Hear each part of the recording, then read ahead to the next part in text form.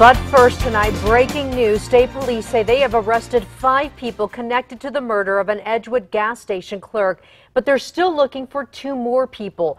State police say tonight tips from the community led them to the killers, and they say it was calculated and planned by those 7 people. We'll have more on that later on in this newscast. We sure will, and tonight people are remembering that clerk. Everyone knew him as Mike, and he never missed work. The gas station clerk who was shot and killed over the weekend was well known and well liked in Edgewood. And that show tonight is nearly 200 people gathered to say goodbye. News 13's Marissa Lucero was there and spoke with his family. It's hard to tell, but buried beneath the letters and dozens of bouquets of flowers is a car.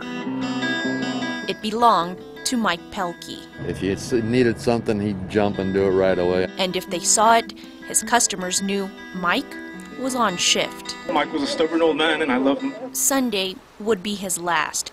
That afternoon, state police say a robber got into the 62-year-old's booth at the Smith's gas station in Edgewood.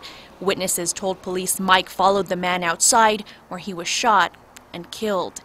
Now a community and his family are left wondering who could have done something like this. I was very, very shocked. One, simply because he's a young man. 62 is not that old, but more importantly because it was such tragedy. Patrick is Mike's younger brother. The family of 9 brothers and sisters grew up in Maine.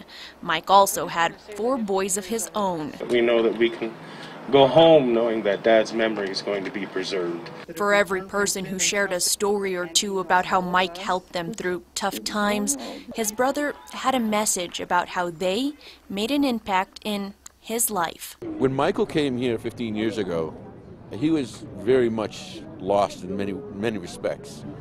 And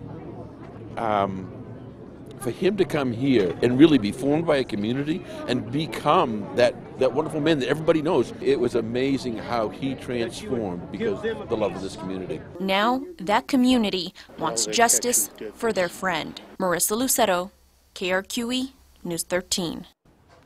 Again, happening right now, state police arrested 5 people they say planned the armed robbery that killed Pelkey. They're still looking for 2 suspects. They say tips from the community helped them catch these people. We'll have more on the suspects they're still looking for later in this newscast.